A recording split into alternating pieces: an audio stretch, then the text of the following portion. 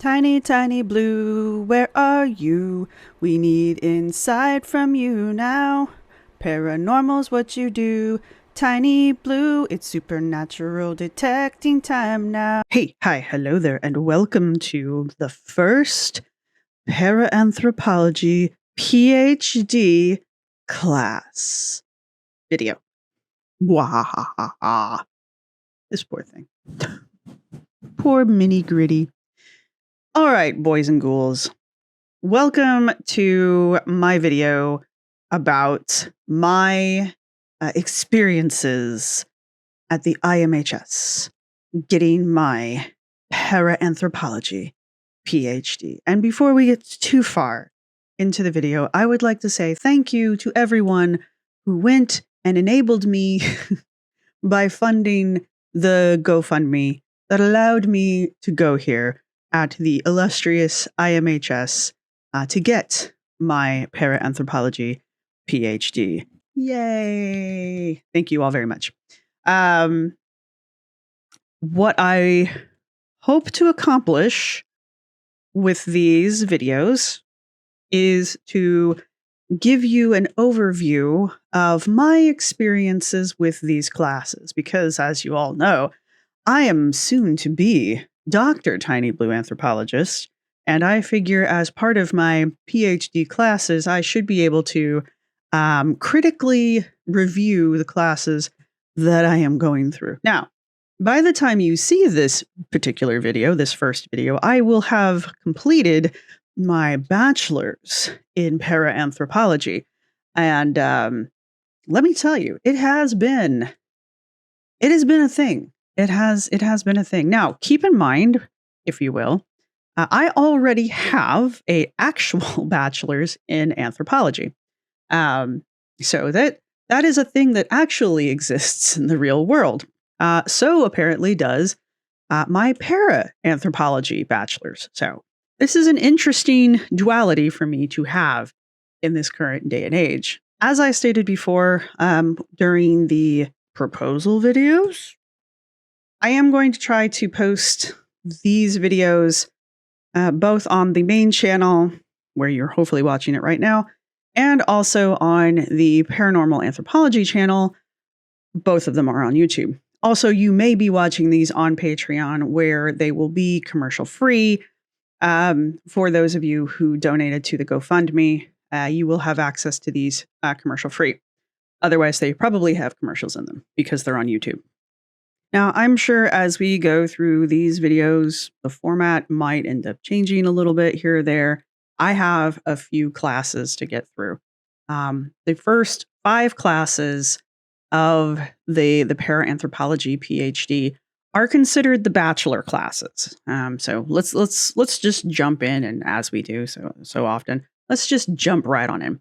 So the first 5 classes of the Paranthropology PhD are considered the bachelor's degree. And as I said, by the time you see this, I will probably have finished the bachelor's portion of the PhD, which is good because the majority of the classes are considered the graduate level classes, which lead up to the PhD. That's how these classes are structured. And there are 19 classes in total that I need to complete in order to get my PhD. And if you're wondering, yes, I am on the honor roll. Thank you. So the first 5 are basically introductory classes, what I would consider introductory classes. And after the first class, they're all kind of self-help, self-improvement classes. So so things are actually changing as we go, is what's happening here. After working on things, my plans change. And originally, when I started this, when I was going in blind, I was like, I'm going to do study with me classes for each one of these videos, and I'm going to do a video per class, and yada, yada, yada. The reality has turned out to be, first of all, the Go Study With Me class, or the Come Study With Me classes, make the classes take forever because I get distracted with talking to the audience versus actually studying. So those I'm going to have to temper. And so I was like, okay, well, I'll only do a study with me, moment when I feel like a section of the class is particularly interesting. That hasn't happened since the first class. So I do have some study with me courses I need to get up for you guys. Hopefully you'll see these before this video. You'll see those before these videos go out. Those will be over on the Patreon. Again, for those of you who donated to the GoFundMe. That being said, the bachelor classes, since they are all introductory courses, none of them have really been that interesting. So since the first class, which turns out to be the only class I did study with me videos with, really hasn't been anything worth doing a study with me section with. So it kind of worked out. But like I said, after I have achieved my bachelor's, I don't know how I'm going to hang them up here, but I kind of want to hang them here somehow. I don't know how I'm going to do that. First off, they all have my name on them. So got to figure that one out. And secondly, I'm not really sure how I'm going to hang them. I got to figure out a hanging structure. Because, of course, I'm going to have the bachelor's and then my graduate and then eventually the Ph.D. Right? Now, the other thing that we're going to do is, again, since I actually have an anthropology degree, I want to compare actual anthropology to what the IMHS believes anthropology is, and what they're going to call paranthropology. Now, there is already a field of paranthropology that already does exist within anthropology. And para actually, the word para actually just kind of means tangential to. So when you say paranthropology, you're really just kind of saying things that are tangential, things that are adjacent to anthropology, which is a weird way of saying things, honestly, because the way that modern anthropology and even modern archaeology is open to interpretation, you can make an argument, because I have, that literally anything can be anthropology and or archaeology, right? The terms have been opened up to be very broad in the modern era. So the need for a para field for anthropology is unnecessary. Now, that being said, the more colloquial use, there we go, of paranthropology typically is used to mean the study of spirits, the study of ghosts, the paranormal, the adjacent to the normal. So that's how it's being used at the IMHS. It is being used in that aspect. So the paranthropology degree is being used in the way that one would think we're going to go study the anthropology of ghosts and the paranormal, up to and including cryptids and aliens. I guess aliens, I don't really count aliens as paranormal. They are their own thing in my head, but I also don't count cryptids as paranormal, but there are paranormal aspects to cryptids that I was unaware of. So I'm really looking forward to the cryptid class because I don't actually know that much about cryptids. So that's going to be a lot of fun for me. I'm going to open and broaden my horizons. Unfortunately, I have to take the classes in order. And all the really, really fun classes are at the bottom. So that's where we're going to be stuck for a little while. Now, the other reason I was bringing up the reality of an actual degree is while we are looking at the classes that I'm going through, we are also going to be applying our very, very special 3 core principles of paranthropology that me, myself, and I came up with specifically to look at the videos by Dr. Kalen Conrad when they did, their paranormal PhD speed run. I sat down and made these 3 principles of paranthropology so that we could critique those videos, but we weren't critiquing Dr. Conrad. We were critiquing the material that Dr. Conrad was presenting from the IMHS. That was our gateway drug, by the way. There's no reason why we can't carry those core principles forward into our own studies, which was always my intention anyway. So for those of you who haven't watched those videos, I don't know who you are. I will be finishing those up if they're not done by now. Anyway, so our 3 core principles are, first off, our principle of the haunted legitimacy, and that the haunted legitimacy is the idea of putting on airs. So when we apply it to the IMHS, we are looking at the performance, yes, of the college the college experience. The IMHS has degree ladders, the BA to the MA to the PhD. There is no dissertation for any of these degrees, any completion of any of these degrees, but we are still granted formal titles once we achieve each one of these degree placeholders, right? Like I said, I will have a bachelor's in just para-anthropology. Eventually, I will have a master's in para-anthropology, whatever the hell that means. And then, of course, the classes themselves are labeled and numbered like one would see if one were to attend college. You usually have your 100 level courses, your 200 level courses, and then your 300 level courses. Those typically correspond with your introductory courses or your your bachelor courses, your graduate level courses. Usually 400 or 500 level classes are typically like graduate level, postgraduate classes, that kind of a thing. Those of you who have attended college, look, it's not for everybody. So I'm not here to we should all go to college. It's not for everyone, okay? Save your money. If it's not for you, save your money.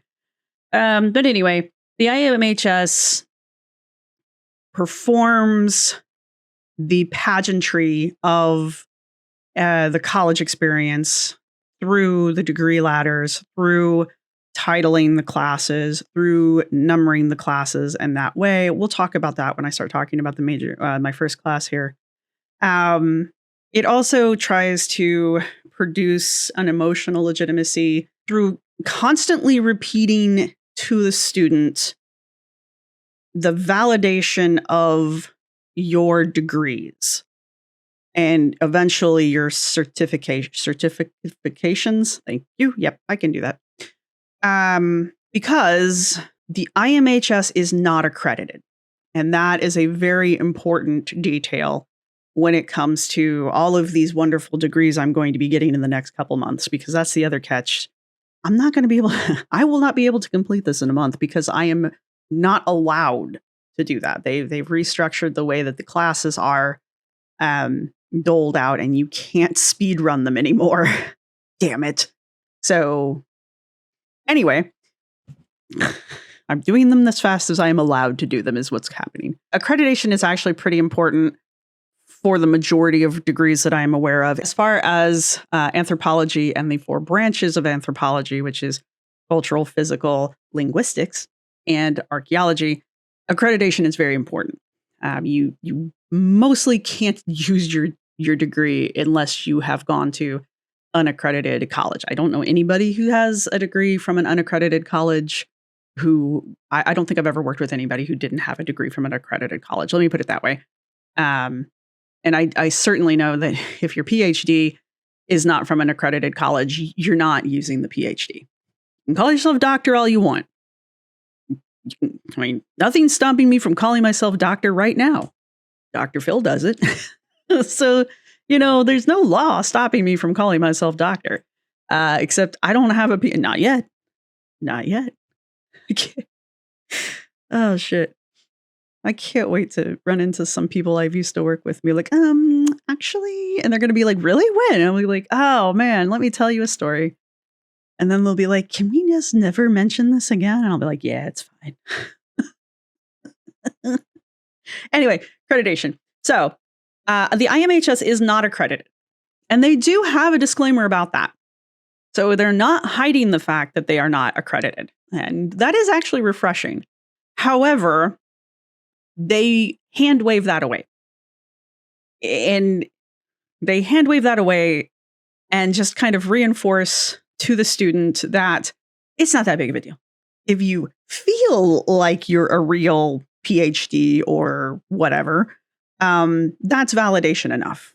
Accreditation is just a belief system that's being forced upon you anyway by the federal government if you want to do any kind of work in the United States. But, whatever. What do they know? Fair statement, I suppose. And the principle of the haunted legitimacy also has the appearance of the infrastructure of academia, even though Dr. K is very anti-academia. Not in that he doesn't like the idea of higher learning, because clearly he does. He doesn't like the idea that there are rules and formal structure for academia because of reasons, much like accreditation. And those reasons and those formal rules, they're a bit gatekeepy. I'm not going to lie. They're a bit gatekeepy. And because they are like that, they keep people out. And formal academia is very expensive. And those of you who participated in the GoFundMe know that I raised about $16,000 grand total. That was that's a month's rent. But to get a PhD, that's cheap, man. That is really, really cheap. So yeah, for those of you who do have PhDs, because I know there's a few of you, what's your student loan look like? What's your student loan debt look like? Because I know what mine looks like, and I don't have an actual PhD. So there's that. Okay, so that's the principle of the haunted legitimacy. The second principle. Come back here. I have notes if you can't tell, and they are getting away from me. I use Evernote, and they just updated. Why must things update? Stop it. I'm old. I don't like it when things change. Okay, so we've got the principle of experiential narrative sovereignty. And what this means is that the experience and the narrative of other people is more important than actual data and facts. So we'll get into, if you watched my videos with Dr. Kaylin Conrad and you remember the 4-foot alien squirrels, this is that principle. I don't have the principle up here. This is that principle. So how this applies to the IMHS is that the IMHS treats intuitive and mystical experiences as credential-worthy knowledge. So I have a dream of 4-foot-tall alien squirrels. Ergo, there are 4-foot-tall alien squirrels. Giant ant people built the underground cities that exist within the Middle East.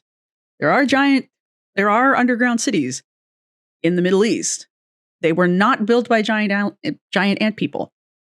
I made that joke, and someone took me seriously and wanted to send me evidence that they had. I was joking. Anyway, that was a whole other conversation. Anyway, also, they frame metaphysical claims as scholarly conclusions rather than belief systems, and in the reverse, frame factual systems, scientific and factual systems, as belief systems. So at the same time that they're like, my clairvoyance is factual. The things that I see in a clairvoyant state are factual. Right? I foresee something, ergo it is real. They also turn around and say, science and mainstream scientists, that's always a buzzword, mainstream, it's a red flag. Mainstream scientists won't accept my clairvoyant knowledge because they are themselves ingrained in scientism. That is a belief system. And so they are closed-minded and they will not accept, non-factual scientific evidence as evidence. You are correct. They will not. It is a scientific method, which apparently is also a belief system. The IMHS also likes to position skepticism as spiritual immaturity. This also comes up in the third principle. We will talk about. Dr. Kelly likes to tell us that we are allowed to move away from the belief systems that we are raised in. And he is not wrong there. But Dr. Kelly's goal is to move us away from the belief systems that we were raised in, aka scientism and rational thought, and bring us into what he thinks is critical thinking, which obviously leads us to metaphysics and the IMHS and the belief systems that the IMHS requires you to have in order for everything there to work. There is, honestly, I will say this though, as much as I'm sitting here with this, there is quite a bit of philosophy that goes on in here, and I like it. I liked it. I liked the philosophical discussions that occur here. It scratched my philosophy itch. So I liked that part. So I enjoyed that part. But, there's only so much navel gazing one can do before you've lost the plot. So, and we do. As far as is any of this anthropological, I cannot say yes to that question, because none of this is being studied from the aspect of the human condition itself. It's being taught as cosmological facts, right? This is being taught as philosophy and as spiritualism. This is not anthropology, right? We're not told to step back and observe things from a cultural framework. We are taught that metaphysics is the best, basically, and that if we are skeptical of it, then we're not thinking correctly. And that's not anthropology. That's not how anthropology works. So that's our second principle, which, if you forget what that was, the principle of experiential narrative sovereignty. So our third principle is going to be the principle of charismatic moral authority. Not what you think it is, but it is what you think it is. So this is the authority, especially in spiritual and paranormal institutions, often flow through charismatic individuals who like to put themselves in moral positions that make it difficult to disagree with them in any kind of meaningful way without being ostracized. This principle also covers, going back to the second principle, if someone is telling you a story, they become the authority on whatever topic it is they are talking about. And so if you question them in the moment, you are morally wrong in the moment. So if I am telling you that I had a dream about 4 foot, we just keep going back to this one, 4 foot tall alien squirrels, and you question me about the validity of said 4 foot tall alien squirrels, you are in the moral wrong. I am in the moral right.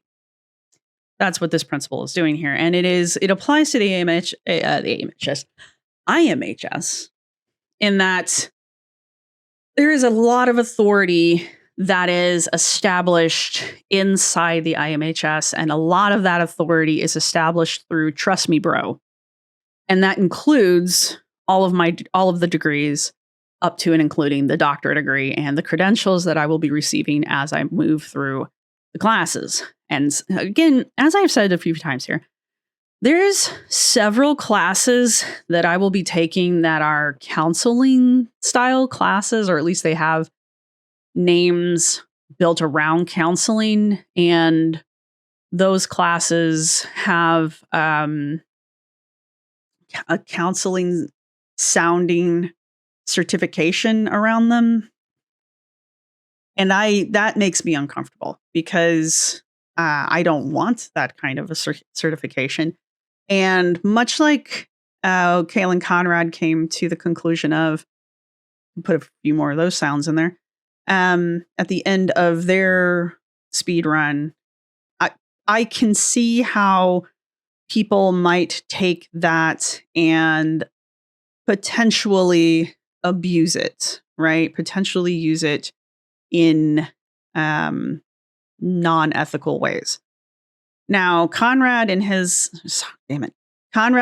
their videos said that they did research into the graduates from the IMHS and didn't find anyone at the time who were using their IMHS credentials to do anything particularly skeevy, but that doesn't mean that it could not potentially be used in that way, because just sitting through one class that takes you roughly a day, really, honestly, to sit through and go through, where you're self-paced, you're not observed, you're not directed, you don't have you're not like going through clinicians. Yeah, you're not observed by an actual like doctor or anything like that. You're just sitting through a class on the computer, and then you take a multiple choice quiz at the end. And suddenly you're good for family counseling? It doesn't sit well with me. But anyway, so that's, I want to say false authority. I say false authority is part of this principle of charismatic moral authority here. It also has, as I said, the critiquing of these moral authorities becomes moral failure in the students. Belief becomes virtue. Questioning the belief becomes anti-virtue. And the result here is not to create a student or a graduate even that is capable of critical thought or independent thinking, or the ability to look at something like this and dissect it. The goal here is to create a graduate who has self-confidence, nothing wrong with that, but also has a handful of certificates and a Ph.D. that is then going to go forth into the world and use those with the belief that they have the moral right and the moral standing to do that. Fortunately, they can't write scripts, but homeopathy is a thing and also a class. So there's that. Anyway, now, those are our principles that we will be looking at and applying to the classes going forward. And probably from here on out, I will just tell people to come back to this class and watch the first, 30 minutes. It always takes me about 30 minutes to get through these damn things. I finished my first class, The Nature of Metaphysics. And this is the opening class to your bachelor's and also to your PhD. Now, the way that the classes are structured is that you must take these in the order that they are assigned to you. And you get that order in your acceptance letter, which is emailed to you. And then also your student portal has, which is really nice, actually, the student portal. I'm not going to lie, I kind of wish my college was set up this way. It's actually a really nice student portal. Everything's all like laid out. You click on shit. You can navigate really. I found it nice. I don't know. The front end of the website is very needs to be upgraded and it doesn't look great. But like the student end of it is kind of nice. It's very simplistic. I had no problems navigating through things. It was great. Can you jump ahead? I have looked at the various classes. I can click on things. I haven't tried to take a test in one of the classes that's far, far ahead. What I have figured out is that Dr. Kelly does monitor the classes.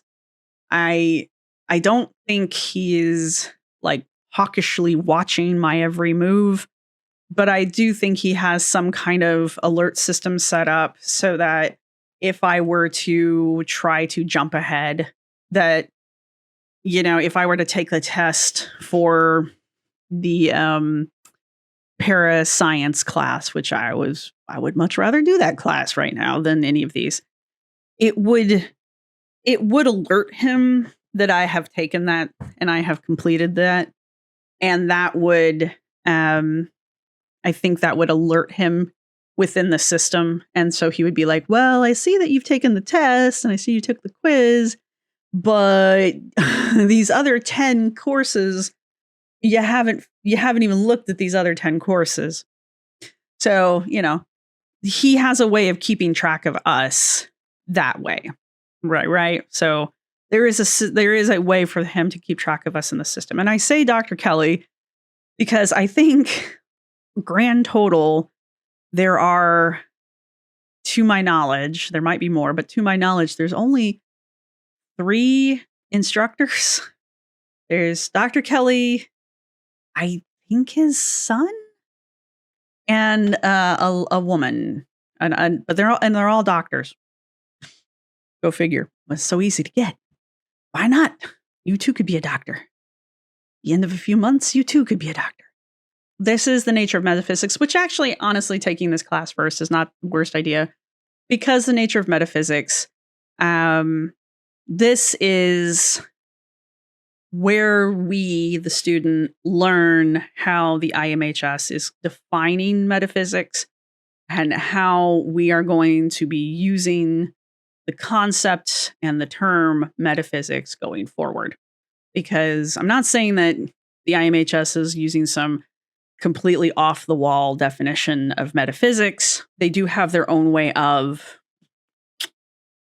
applying the concept of metaphysics to basically everything, to everything, which is fine. I learned a lot about metaphysics itself that I did not actually know. So, you know, I learned. I'm learned. So that was kind of nice. I do have a few quotes here and there that I will try to use, just because, like, sometimes the best way to explain something is to just let it speak for itself. Now, each class, as you get into it, is broken up into various sections. And each section, not every section, but most sections end with a multiple choice quiz that can be anywhere from 10 to, I think I've had any that have gone beyond 20 questions so far. But they're somewhere between 10 to 20 multiple choice questions. Okay. And he says that there are not trick questions. He's like, there's no trick questions. That's bullshit. That is bullshit. I have gotten caught on 3, 4 trick questions now. Dr. K. I even looked the damn things up and still got them wrong. The quizzes are all open book, which means because each section has a PDF file that goes on with it. Some of them are like 8 pages. Some of them are like 20. It depends on what we're talking about. And you are encouraged to use the find and search function to go through the PDFs to look for the answers.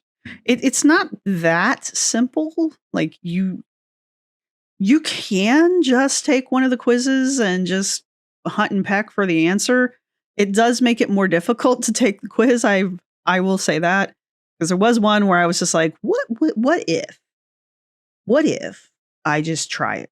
I just try to take the test blind. Now I still got 100 on it because I am me, but it took me a lot longer to do that one than all of the others that I did go through and read the material. and then went and took the test. Now, since I could, I did double check all of my answers, and I still have gotten at least one question wrong on a handful of tests. Like every class, there's at least one section where I get one question wrong. Irritates the living crap out of me. Anyway, and you only get one chance to take multiple choice questions. Now, there is a final at the end of every class, but the final is optional, which just cracks my shit up. Now, the final is essay questions. And the essay, I think the longest one that I've had has had 6 essay questions. And boy, let me tell you what, them essay questions, they're not, those finals take me a minute. And it's not because they are particularly difficult to do, but like answering them without coming off condescending, it's a little hard. Okay. Let me put this, let me say this right now, just in case Dr. K is watching this video. I am not taking these in a way where I am trying to be like hyper critical of any of this, where I'm trying to be like a jackass taking these classes. Like I am trying to get the top marks that I can get, and I am trying to pay attention, and I am reading things. I'm highlighting things, I'm taking notes, I am paying attention, right? I'm doing this to the best of my ability because I am actually interested in what is being said. I am also a skeptic, which I know is like the worst thing I could possibly be. I know. I am the devil. I get that part. That being said, like sometimes the questions on the finals are difficult to answer because I am not a believer. And that's what makes them hard to do. Now, one of the classes that I will not be doing a dedicated video to, but it will be in the next video that I do for the classes. One of the classes was basically just communications. It was called Metaphysical Communications. No idea what metaphysics had to do with it. But it was all about communications. And okay, look, I've been through college. I was on debate. I was a Toastmasters. I would do essay contests. I've written for a very long time. So 90% of the material that was in that class was a refresher. It was a refresher for me. So, and that is only because like I have already used and have been taught at a higher level all of that information. I can see how someone who does not have my background might find any and all of that information very helpful, right? So when I got to the final for that one, there's a question in there that was like, that was very specifically about the public speaking. I don't know why I'm talking about this now because I'm going to talk about it later.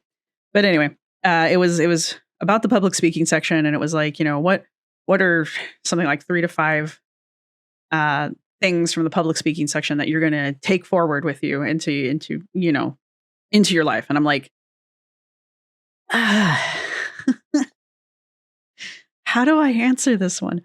And so I was like, I found a way to answer it without being a dick. And I was just like, well, I'm a communicator, right? So I did find a way to kind of like bring that back around. But I will say that like the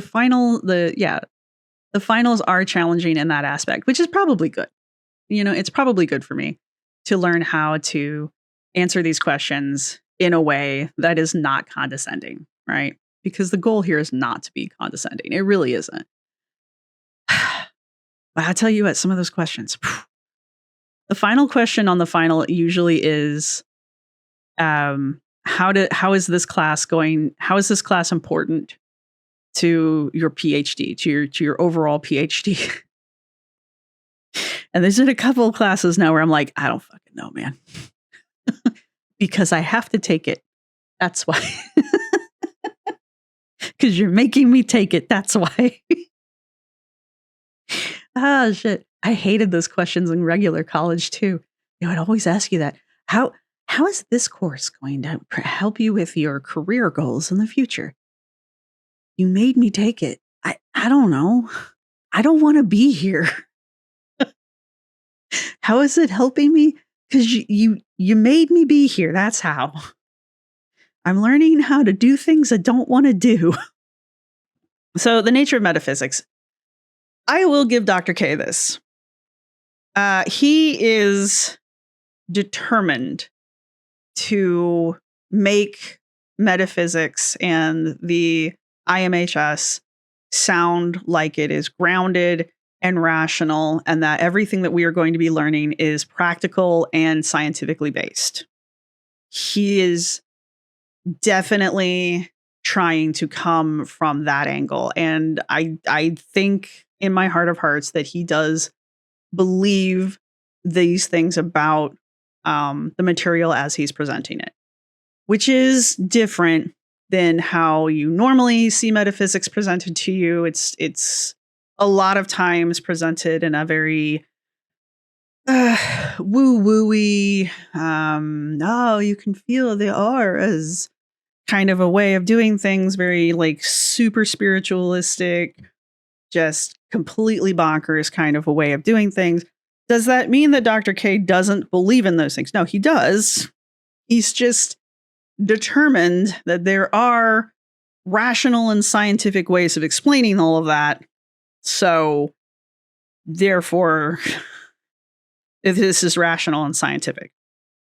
It's very scientifical. And as I will be referring to Dr. Kaylin Conrad's videos, and I will have that linked below. As Dr. Conrad would say, the presentation of evidence to support the claims of rationality or scientificalness, they're lacking. And for someone who is trained in science, it's noticeable. I know people like to argue with me that anthropology is not a science. It is. And you can step off. But yeah, he also likes to take mainstream scientists to task. He does like to point out that, you know, we gatekeep. We don't like to accept vague claims as evidence of things. You are correct. Up to and including redefining the scientific method, which, no, you can't do that. It's called the scientific method for a reason, my man. It's been that way since like the 1600s. There's somewhere around there. So, no, I'm sorry. I'll give you some leeway. That's not it. You can't have that one. But anyway, now, the more you really get into this, and the more we get into, especially the first class, it becomes very evident that the language of being grounded and rational and practical and scientific, this is really just a morphing of the language, a controlling of the language in order to kind of mask the typical rhetoric that you hear around the metaphysics. Because we do eventually get into psychic abilities. We get into what he calls the non-local consciousness. And of course, we get into, you know, survival after death. And, you know, everybody's favorite, ghosts and cryptids and aliens. So all of that good stuff does come up. We don't talk about auras. We haven't talked about auras. Let me put it that way. Will we? I don't know. That might come up. Now, like I said, I did like this class. I did like it. And I liked it because it did allow us to have a glimpse as to what it was the IMHS and Dr. K viewed metaphysics as. We had a philosophical discussion. I think that was section 2, where we talked a lot about various types of philosophy. We talked about materialism, idealism, and dualism. We talked about the differences and the relationship between science and metaphysics. And then we answer the great question of whether or not metaphysics is a pseudoscience. And that one's great. I will not be putting up the images of the PDF that I used for classes that were provided for the classes because they are copyright. And like I said, the goal here is not to be an asshole. And so we will not be, also not to have my hair done apparently. We will not be doing that kind of a thing. But fair use does allow me to read quotes and that kind of a thing. So unfortunately, I'm not as cool as Dr. Conrad, and I don't have neat little ways of doing funny voices or doing really cool puppets or anything like that. You're just going to have to deal with Mini Gritty here and just pretend like he's the one talking to you with my voice. Anyway, one of Dr. Conrad's favorite sources is Wikipedia. I don't particularly have anything personally against Wikipedia, not anymore. Do I think you should write an entire paper using only Wikipedia sources? No. Do I think you could and it would still be fairly accurate? Yeah, actually.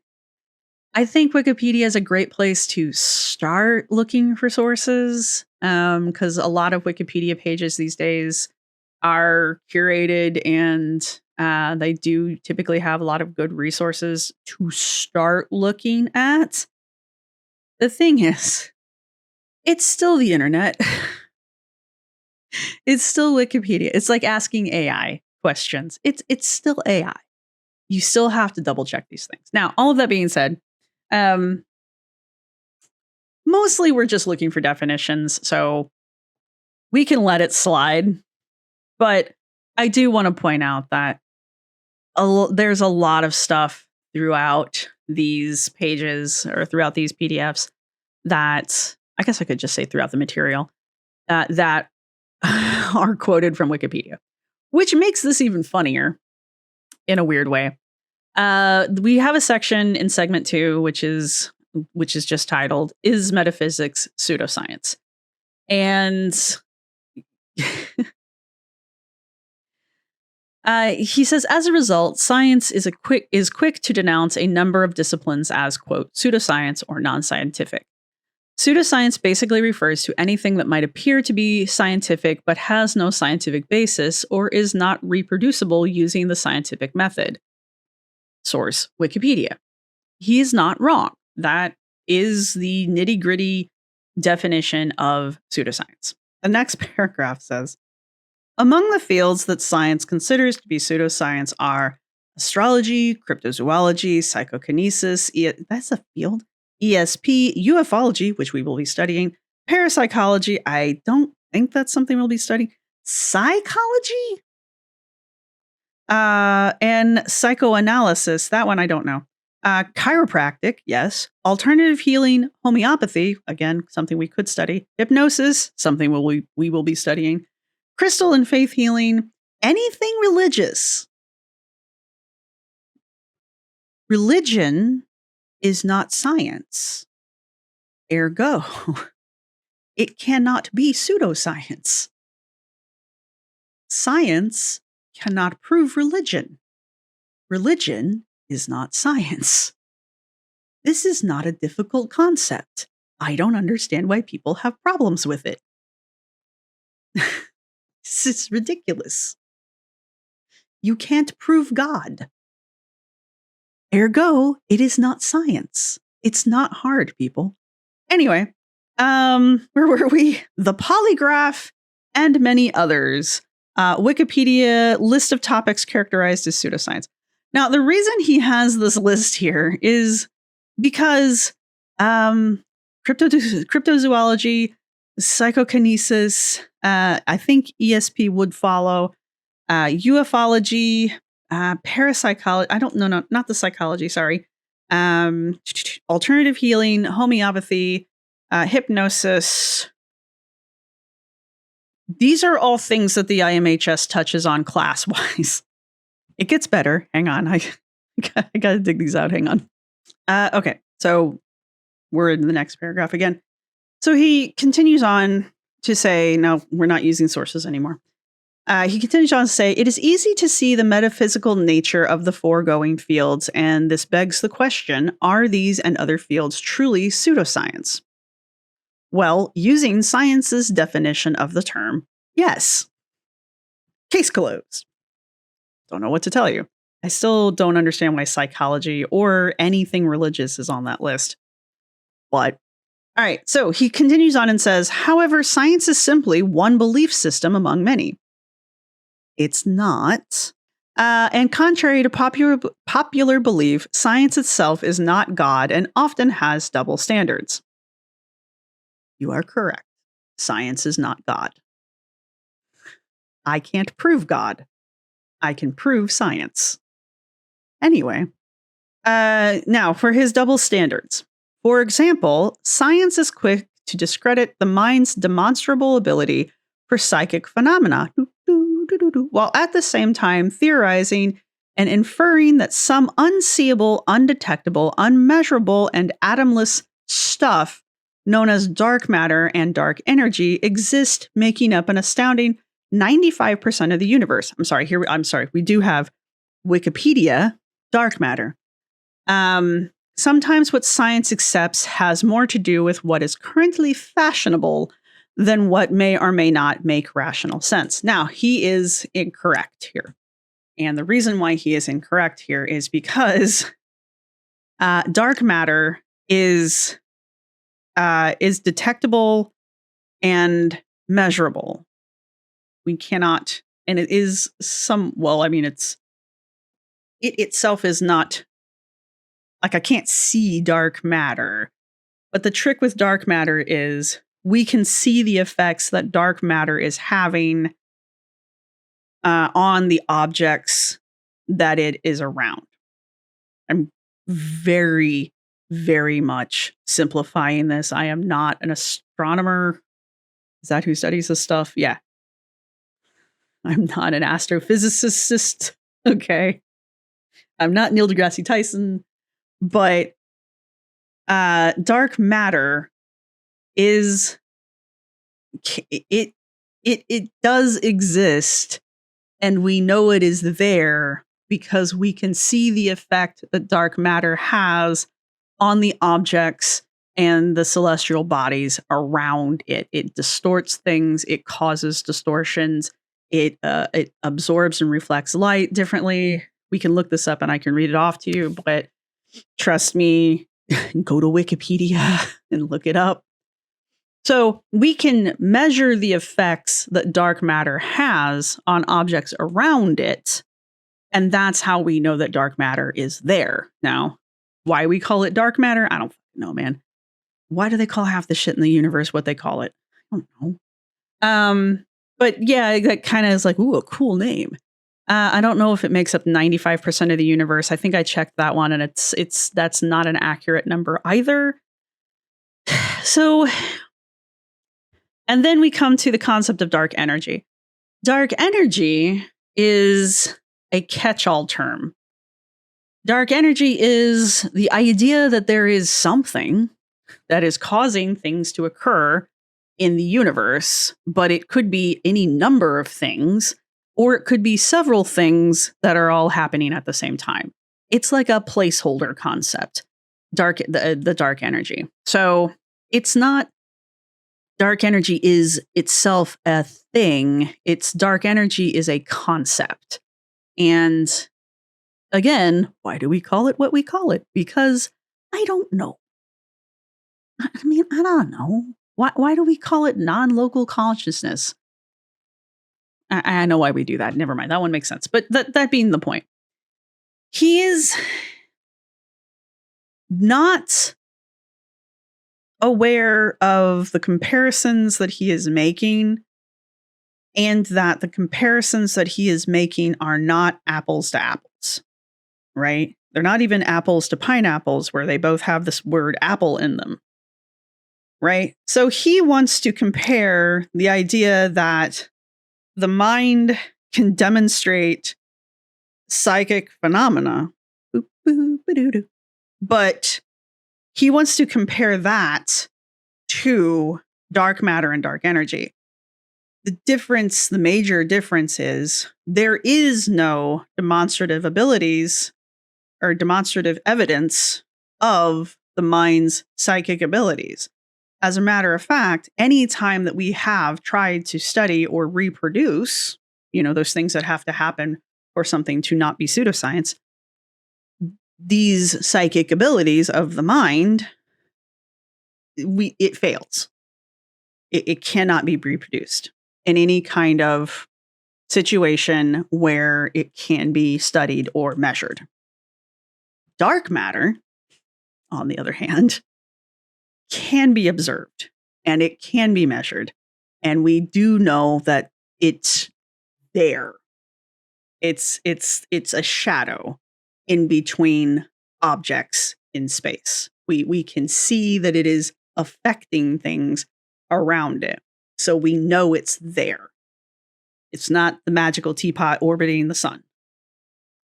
Dark energy is a concept, as far as I was able to put together when I looked it up. Again, not an astrophysicist. Whatever.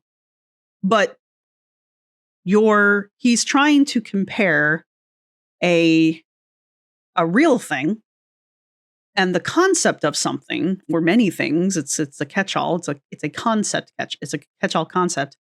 So he's trying to compare these two things, which themselves are not the same. They both have the word dark in them, but they're not the same thing. And he's trying to compare those to psychic abilities, which they're not even concepts, and they don't have any demonstrative evidence to support them. So, and then he wants to say that this is science's double standard. And it's not a double standard, because while the thing that you're trying to compare it to, we have evidence for, and the other thing is a concept. So I don't need evidence for it. It's a concept. It's like wanting evidence for the fact that I thought about a cheeseburger on Tuesday. So maybe that one could be compared to psychic abilities, but only because neither of them have evidence, because this one doesn't require it. But if you're going to tell me that psychic abilities are real, you do need evidence for that. And it's not the same thing as dark matter. And it's not a double standard, because I do have evidence for one of the things that you're trying to compare it to.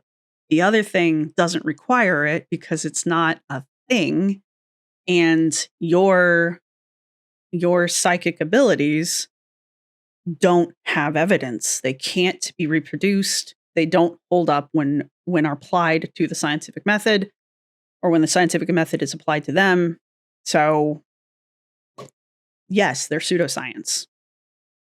And there you have it. Right. So, does that make metaphysics itself a pseudoscience? We don't really ever actually answer that.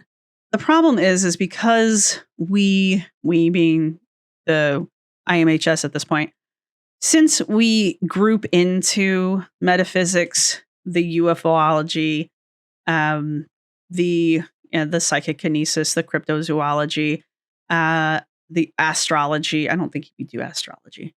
I don't hold me to that one. We will do the hypnosis, the alternative healing. Since all of these things get clumped into metaphysics through the IMHS, it does make the IMHS's application and definition of metaphysics, it does make that pseudoscience. So metaphysics, as the IMHS does it, is pseudoscience. And Dr. K provides that definition for us. So you did that one to yourself. I'm not saying it's pseudoscience, but it's pseudoscience. So, okay, so far we've gone over the first two segments of the nature of metaphysics. And then we move on to segment 3. Now, segment 3 had videos attached to it that are all like 11 years old. And as entertaining as they were, though the one I did learn something about Schrodinger, which was kind of interesting. I didn't believe that I didn't know that Schrodinger believed in one mind. There's a one mind theory that we are all just expressions of a singular mind. That one's difficult to wrap your head around. Difficult to wrap your mind around. That Schrodinger had this, and he's not the only person. Like, this is an actual theory. It's kind of like, there's a lot of different like philosophical theories out there about what the fuck consciousness is. Schrodinger, the guy with the cat in the box, had this idea that there is a universal mind, and we are all just projections of that greater mind. I don't know how. Don't know how to wrap my mind around that one. I don't know how to explain it. Don't ask me questions about it. I can't help you. I don't know, man. I don't know. If the mind is in a box and you don't open the box, is the mind one or is it a million pieces? You don't know until you open the box. Okay, anyway. Making a joke there. I don't know how many of you got it. All right, anyway, but the point is that we did watch 3 different videos that were presented by 3 different individuals, Larry Dosey, Jeff Lieberman, and Dean Radin? I don't remember. One of them was a TED Talk, a TEDx talk, back before they started doing their verification of people at TEDx. That was fun. That guy. Who was the TEDx guy? Hang on, I need to rant about him real fast. Yeah, that was the Jeff Lieberman TEDx from Cambridge from 14 years ago. Sorry, in 2012. Science and Spirituality, Jeff Lieberman. At TEDx Cambridge, it says 2011 in the title. I'm not linking it. This dude, fuck this dude. Fuck this video.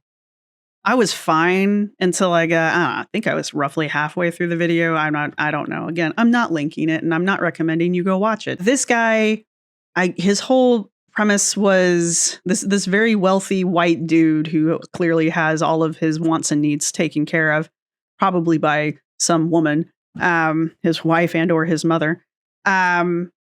He basically is trying to do the whole like Buddhist thing of like, desire is what is it? I'm gonna butcher this one, by the way. The whole concept of like desire is suffering, so lack of desire is lack of suffering kind of bullshit. Sorry, Buddhists. I'm pissed off about this video. I'm sorry about that. I didn't mean it. The point being, he has transcended and he's helping us peons. You can tell I'm pissy. So roughly, I don't know, somewhere close to the end of his video, he decides to put up a very emotionally charged video, and not video, image, because he's a fucking edgelord, I guess. And I would just like to say, if Dr. K is watching this video, if you've made it this far in the video, you might want to rethink this video. This video by Jeff Lieberman.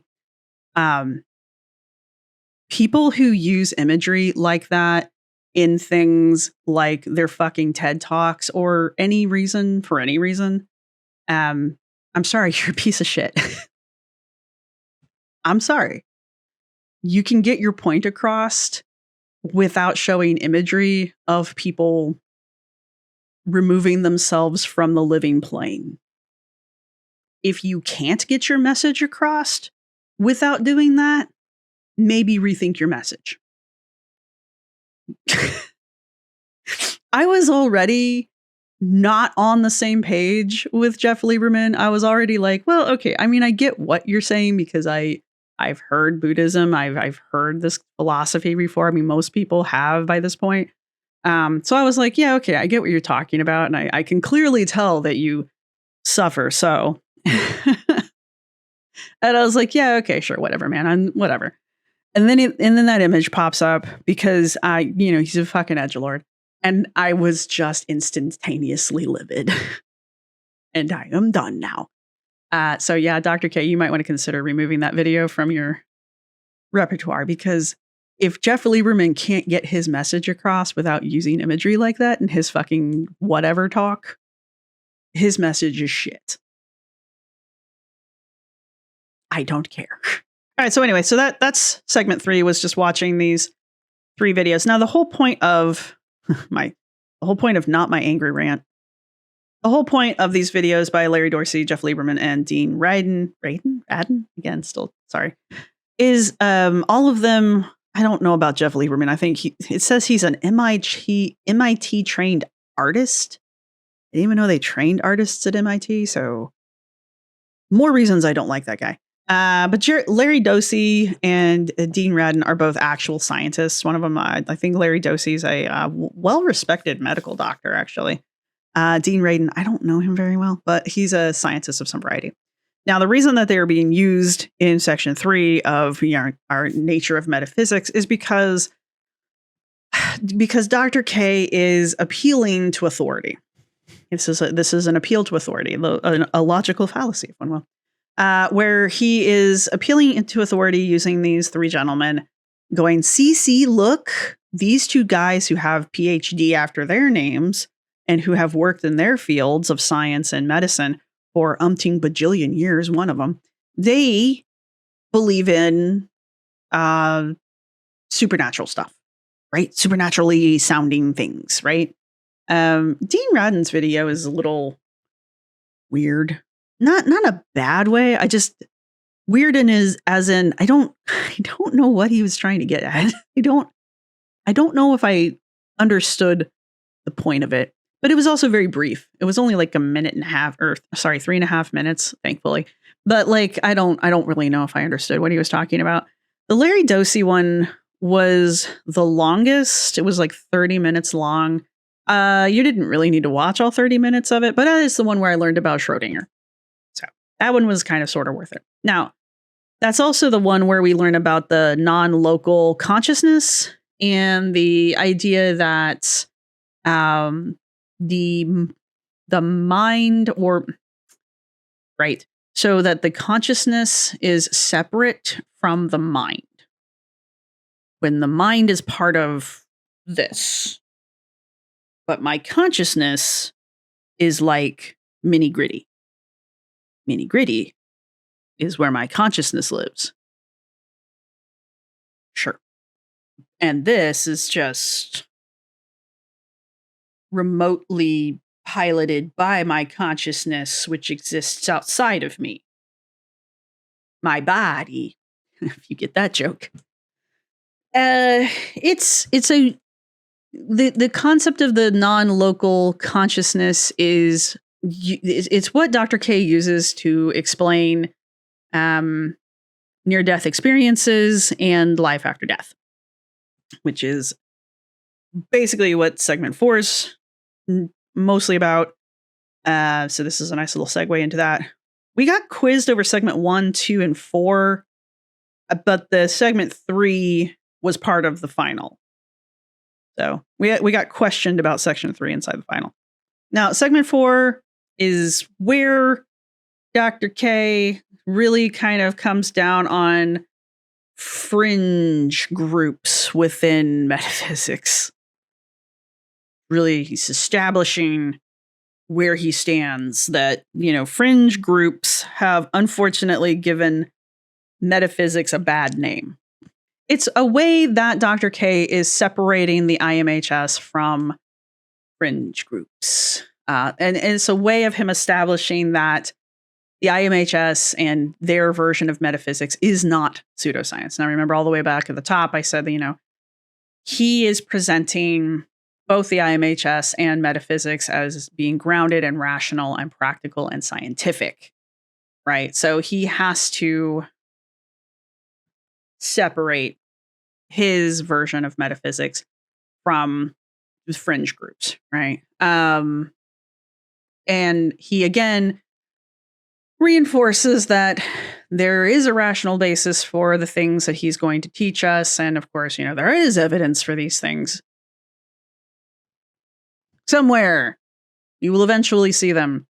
Mostly this evidence revolves around stories and personal experiences, which, if you remember my ranting from the beginning, we start running into the 3 pillars of paranthropology right smack here at the end. Well, we've been running into it this entire time with the principles of haunted legitimacy throughout, where Dr. K is desperately trying to reinforce to us, the student, that this metaphysics is real. It is a science.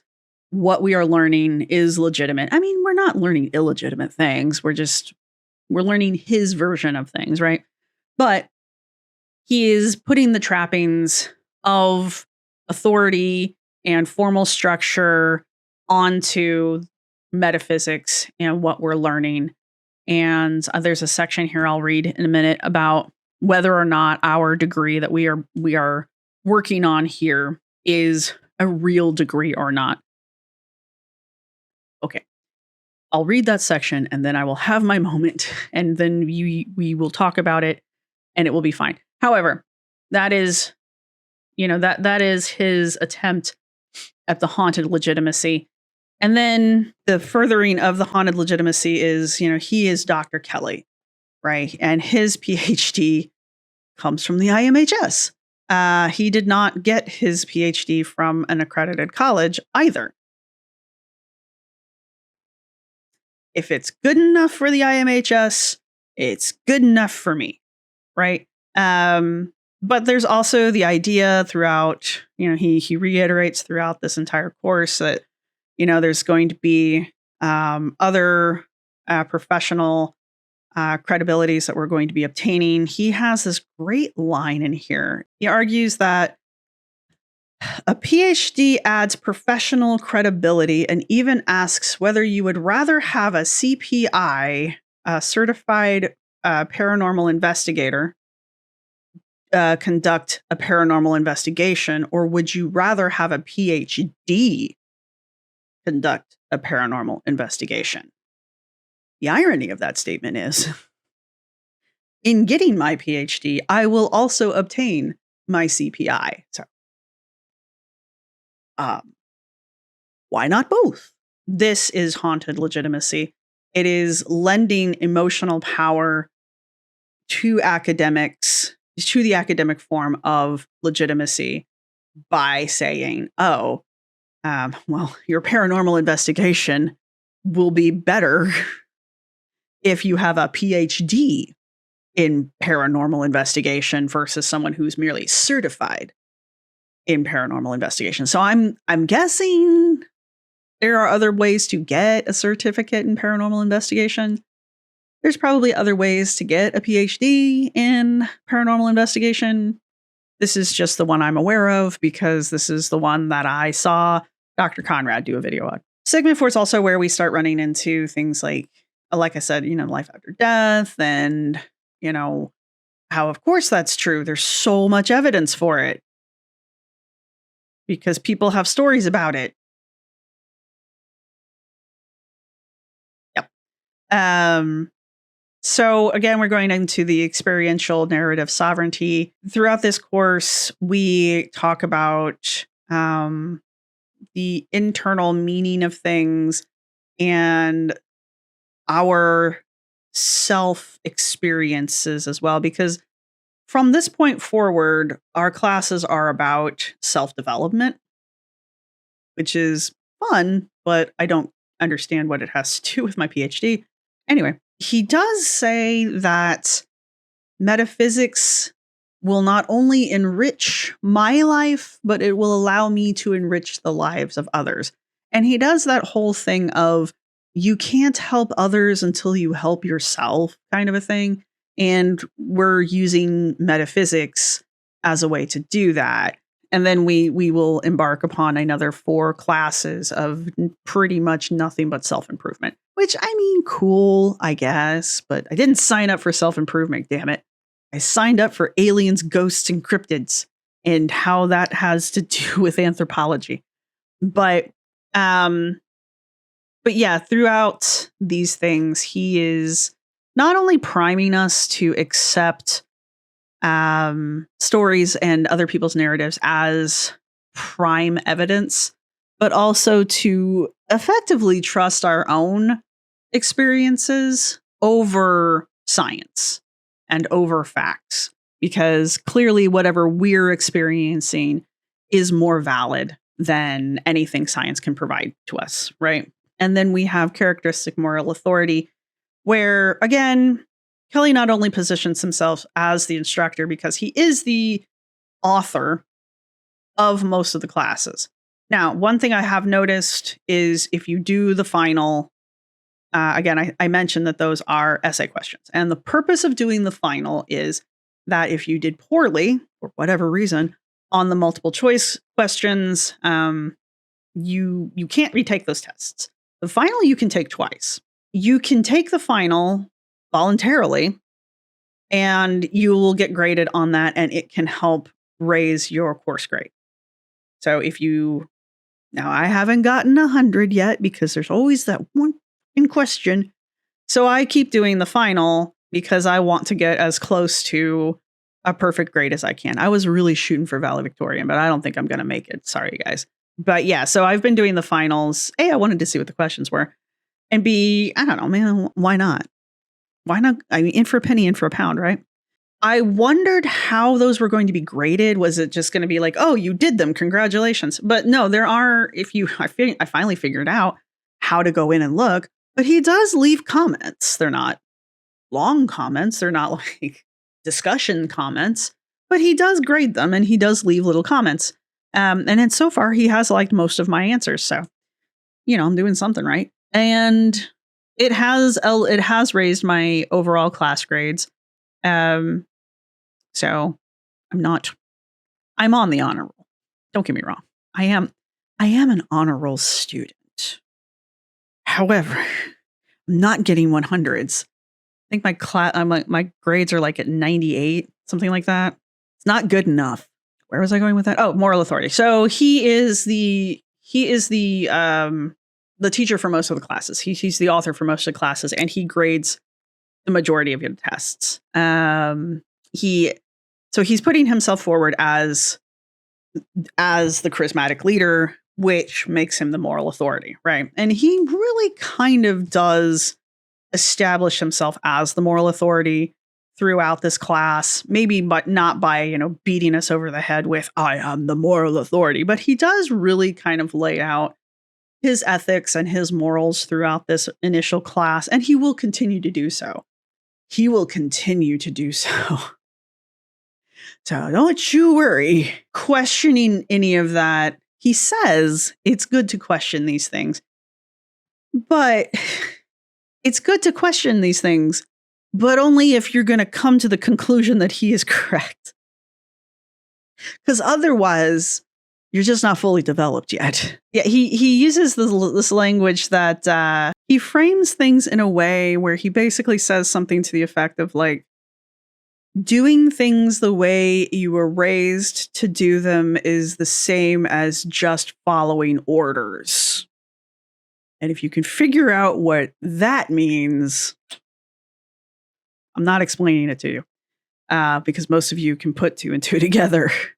The point being, he's not afraid to make analogies, strong analogies, when he thinks they work in his favor. Now, the whole point of all of this, and you will be browbeaten with it later on. I mean, it gets serious.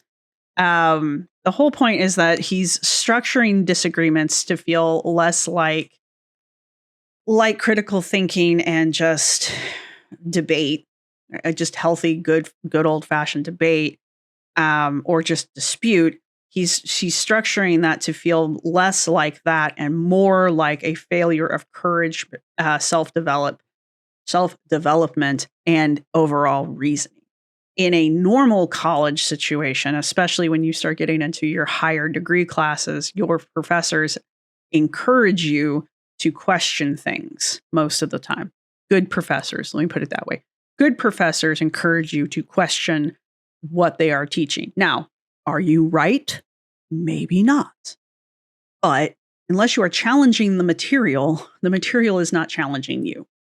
So whether you're right or wrong, you need to learn how to analyze, internalize, and challenge the material that you're being presented with, right? And whether you're wrong or not, how will you know unless you challenge it? And college is supposed to be a safe space to do that in, because you're challenging it with your professor who's there, who is supposed to know more about it than you. And so if you are off on the wrong tangent, the professor is supposed to be there to kind of steer you back. Let's get back on the topic, kind of a thing. Or, sometimes you can be right. And you can be challenging your professor because you are correct. It happens, right? And a good professor, and I had many, many good professors. This is why I'm like, this is what it should be like. They will accept that challenge and they will continue to debate with you. Okay, that's their job. It's called teaching. Right? So I'm not saying Dr. K is a bad teacher. I'm just saying, like, discouraging people from being critical of the material that you're teaching and discouraging people from having debate and conversation around the material that you're teaching is a disservice to the student, right?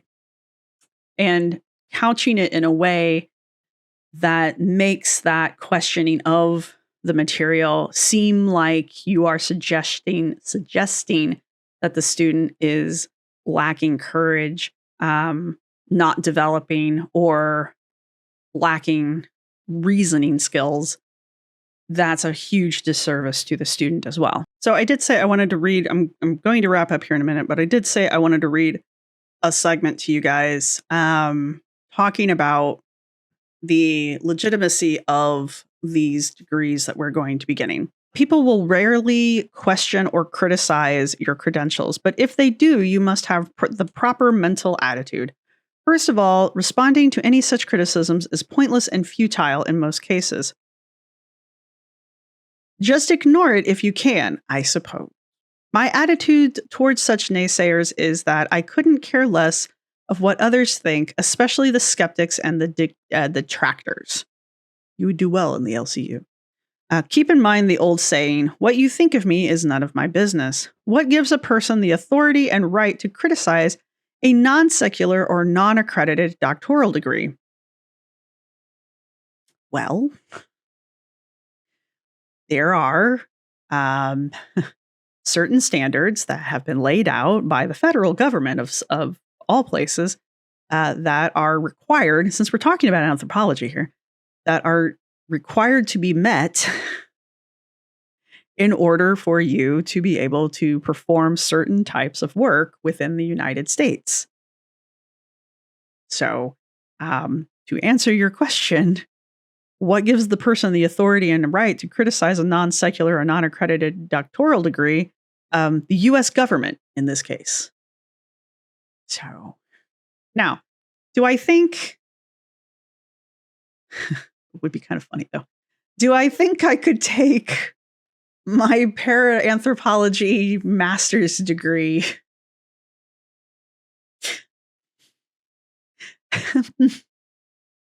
and go and apply to the federal government for the credentials I need for, like, leading an archaeology crew or putting together a survey? It's the federal government. And with the people in charge right now, it might work.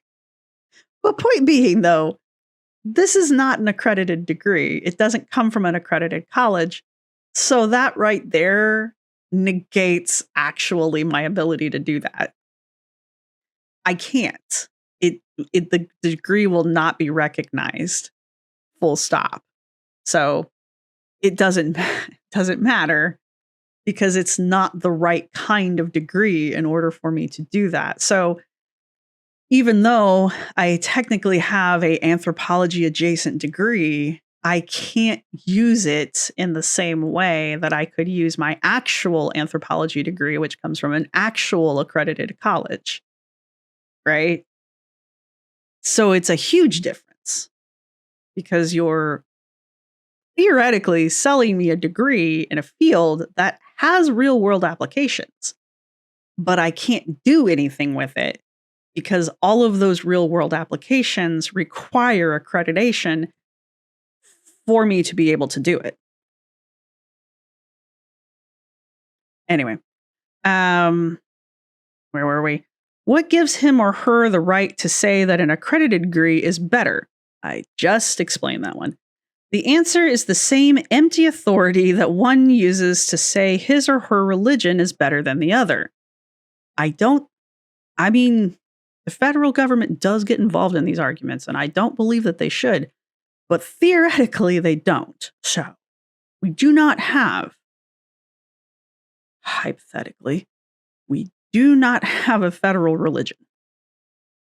So, no. It's a matter of social conditioning and personal belief. All jokes aside, I did just get done explaining why, especially I just got done explaining why, especially with a degree like anthropology, why accreditation is important. And to answer his question, who has the authority to say a secular or non-secular PhD is better? The federal government is just one body. I mean, they're just the highest body to say whether or not my non-accredited PhD is worth the paper it's printed on, right? And that extends from the federal government downward. Since the federal government requires these degrees to be accredited, anywhere else also requires it in case, for whatever reason, federal oversight comes into play, right? So if I wanted to go work at a legitimate museum, working with actual artifacts, especially if I was wanting to work at a museum that was handling any kind of artifacts from a protected group, they're going to want me to have an accredited degree, right? Because at some point that museum could, and their collection could, come under federal investigation for some reason. It's not a guarantee, or that museum might want to join. There's a federal coalition of museums. I forget the name of it now, but they might want to join that. And to do that, they have to their collections have to go through cataloging. Anyway, I've done this with like 2 different museums. You think I could remember the name of it? The point being, the person in charge of making sure that the artifact catalog and all of the artifacts within the museum are properly accounted for, the person in charge of that has to have the proper level of a degree from an accredited college. Now, people working under them can be whatever, but the person in charge of the project has to have the right degree that is accredited from a college that is accredited, right? So that's kind of my point. When it comes to things like metaphysics, like I just have a generic degree and a PhD in metaphysics, what does that mean? So yeah, he's right. Who cares if it's accredited or not? What are you going to do with a PhD in metaphysics? You're going to put PhD after your name. He says later on, people will rarely question or criticize your credentials. Most of the time when you run into somebody and you say, oh, I have a PhD, they're going to ask you in what? And you can say, oh, at Paranthropology. And then they're going to go, ooh, what's that? And so now you could just tell them, well, Paranthropology, and I can just pull shit off the top of my head. The next question is not going to be, oh, is it accredited? Because 90% of people out there don't know the difference between accredited and non-accredited. I'm willing to bet there's something similar with like business degrees and law degrees and any other field out there. I can only speak to the field that I'm in, but I'm willing to bet every other field out there also has some kind of requirements for accreditation. Otherwise, why are there so many accredited colleges? It's not just for anthropology. So, yeah. Now, all of that being said, I think we've got a nice long video here. I hope this is what you all were wanting. All right. So this was our first class, The Nature of Metaphysics, which was MHSB 1.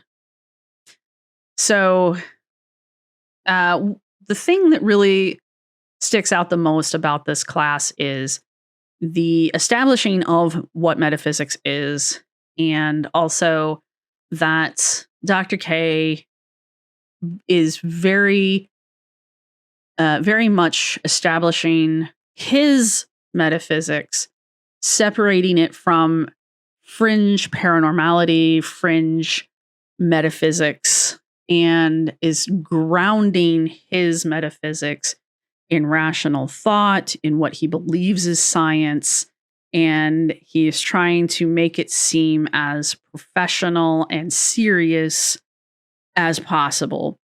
And he is also establishing the tone and the identity of this program and the student going forward. One other thing that we did in this class is that we made a mission statement. We had to create a mission statement, and that was part of our final. We had to write our mission statement. And I mean, I just used the one that I had for the Paranormal Archaeology channel because it's effectively this, right? It's this. And he liked it. I mean, I cleaned the language up a little bit because I wasn't writing it about a YouTube channel. I had to change that around a little bit, but he liked the statement overall.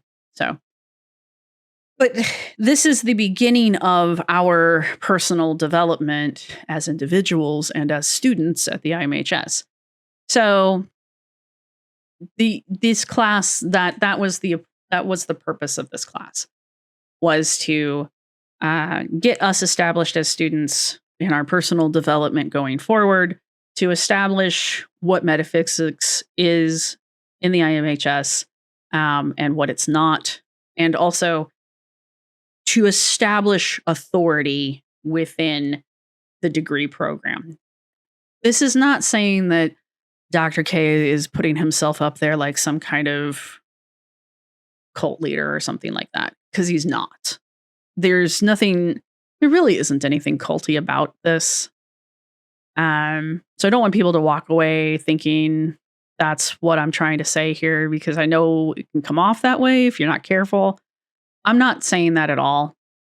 The IMHS is attached to some kind of weird church, but I think that's literally just because by being attached to a church in the state of Florida, it allows them to do degrees like this. So it's a church. So there you have it. Now, all right, if you've made it, if you've made it this far in the video, let me know what you guys think. Let me know what you guys think down below. What do you think of metaphysics? Have you ever done anything with metaphysics? What's your definition of metaphysics? Because there's a lot attached to metaphysics, both in the real world and in the metaphysical world and the spiritual world and all of that. Like, metaphysics is a thing. It's a philosophical thing. Like, it's not just woo. There's a real thing for metaphysics. We're not doing it, but it's a real thing. So I'm like, there are metaphysicians. Yep. There are people that actually do this in the real world, like as their job, but it's more of a kind of like a meta study of a field, right? So let me know what you guys think about that down below. And I'm just making sure I've gotten all my highlights. I want to give you guys like an icon to put down, like an emoji. So go ahead and put a brain, because I'm thinking of the one mind. Go ahead and put a brain emoji down in the comment section down below. If you have comments, questions, concerns, be sure to leave a timestamp so that I know exactly where we are at when we are discussing these things, because I will forget. And that's pretty much, I think, everything that I have to say about this first class, the nature of metaphysics, and that's all I've got. Now, I will say the next 4 classes going forward are all basically personal development classes. So instead of doing a class for each of them, I'm going to put them all together. And I'll probably just do a really, really quick overview of each one of them within the video. And then in general, just kind of do something like this for all of the classes together. Because honestly, they're just personal development classes. And I mean, cool. But yeah, that's all they really are. Now, thank you to everybody who's been supporting this channel. Thank you to my subscribers. Thank you to my members. Thank you to everybody who supported the GoFundMe, because otherwise we would not even be here. And that's it, guys. I hope you are enjoying this. This may or may not be our permanent. This is not our permanent format. This is not. But things may or may not change. And for those of you who may not know, we will be having a bachelor's party. Keep an eye out on the community posts on the Tiny Blue Anthropologist channel. I will put up the time and date and everything for that. It's going to be alive, so be sure to show up for that. We're going to do something cool. I don't know. Keep an eye on the community posts for that. And that's all I've really got for you guys. So again, thank you everybody who's been supporting the channel and all that good stuff. Don't forget your emoji is a brain. And I will see everybody in the next video about the next 4 classes. So this is bye. My outro music. You can't copyright strike me because it's just me singing. This is my outro music. Thank you for watching. See you next time.